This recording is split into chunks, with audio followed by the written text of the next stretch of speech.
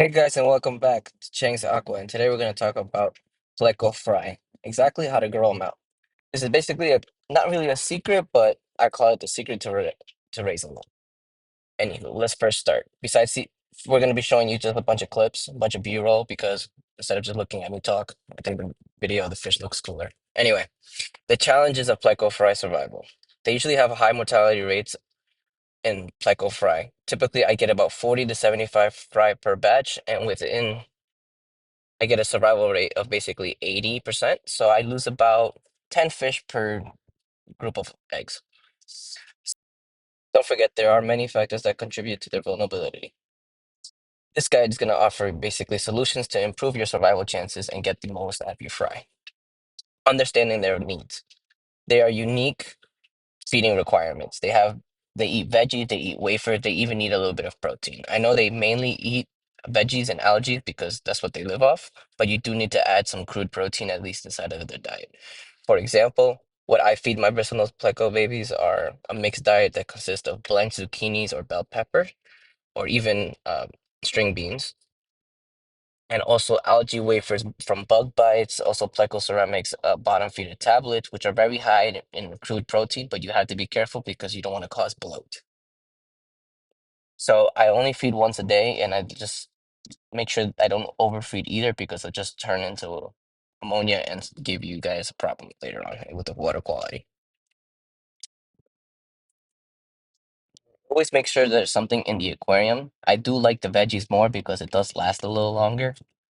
I do blanch them just to get them to sink. You could also use forks or special types of stainless steel that won't rust in your aquarium. But I just like to blanch them because it doesn't leave me to do something the next day and take it out.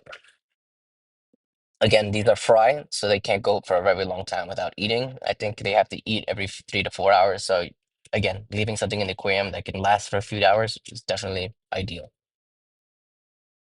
Talk about water parameters. The ideal water parameters for optimal growth is basically a pH of a 7.5, in between from 6.5 to 7.5. I keep mine in an ideal at 7, but again, everyone's a little different. What you have on your tab would generally work fine. Again, as long as you remove your chloramines and chlorine. Secondly, I do a lot of water changes. I do a minimum of 25% a week, but I do recommend the more the better.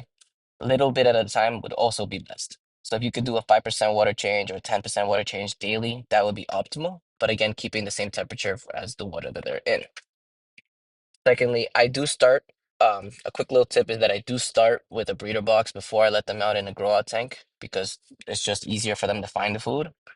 But also my breeder box is the fluval one that I've done a video on before. I'll put the links up in here. But a fluval box is basically using a breeder box that's recirculating water from the big aquarium that they're in. So it's just beneficial to them in a way.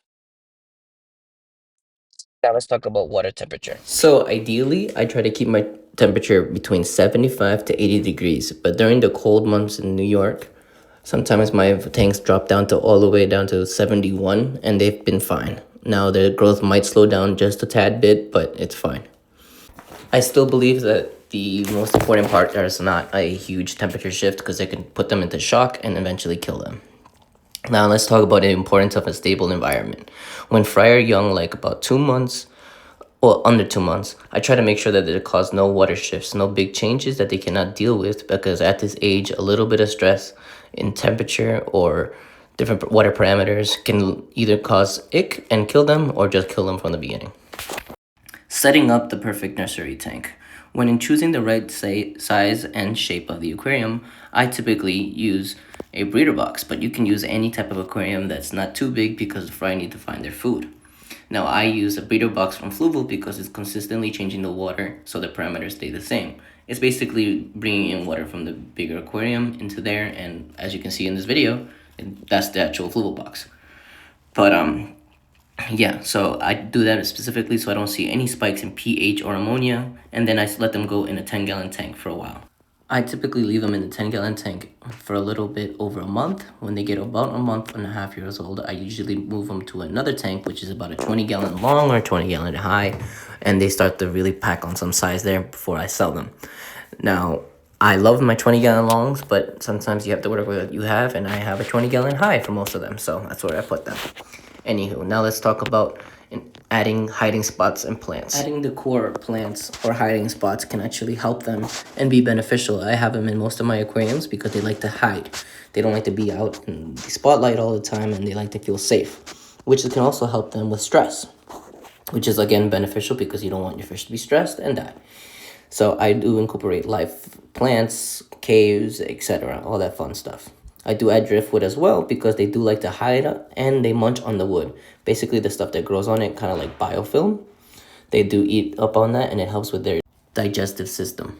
I do have all my aquariums on a sump, which are most mainly connected, but I do also have sponge filters in them, and they're very beneficial for air and keeping biological media, and also picking up all the little debris that flows around.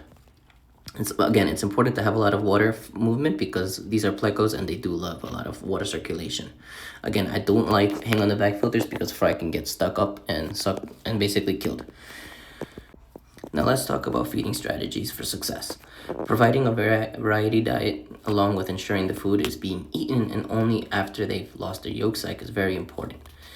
They feed off the yolk sac until they basically finish it, and then they can start to look for food. Before that, there's no point of feeding because they don't eat anything else. From the time they finish their yolk sac until I either sell them or grow them out, they're constantly eating a variety of foods. Again, blanched zucchini, blanched bell pepper, blanched string beans, and as well as Pleco ceramics, bottom feeder tablets, bug bite algae wafers, and Hikari algae wafers as well. Again, I recommend frequent small meals throughout the day. Basically, just don't let a lot of food sit at once because we don't want to waste the food and let it spoil the water. Observing fry behavior and adjust to your feeding schedule. So if you can notice that you're overfeeding, and they're not eating it all in time and it's just going bad, so now you know to feed less for next time, etc. You get the point. FYI, please don't forget to pick up any spoiled food or poop so you don't have to do too many water changes and the water conditions don't spoil too fast. Typically, I use a turkey baster so I don't have to do an entire water change on the entire aquarium. Monitoring them and watching out, making sure that they're healthy is very important. Checking on them on a daily basis, making sure there's not too many of them too skinny or too many of them dying or any of them with bloat is very important so you can catch it pretty quickly. When you're finally ready to transfer them over to their grow-out aquarium, make sure you do it nice and slowly. When I put my fish to acclimate into their grow-out aquarium, I let the things float, whether it's a bag or container. I let it at least float for 45 minutes to an hour, so there's no shift at all. Again, a huge thing is temperature shifts. If that does happen, you will more than likely cause stress on the fish and it causing ick, and it will actually it's happened to me before. That's why I cannot stress it a lot more than enough. Anyway. So in summarization, you make sure you have clean water, small enough space where the fry can find the food and eat the food quickly. They don't go for hours without eating. Making sure there's no drastic changes in water temp or water conditions. Making sure your temperature stays between 75 to 80 is ideal. Again, 1 or 2 degrees off won't kill them, but they get warmer, the faster they will grow. Again, that's because of the healthy metabolism, etc.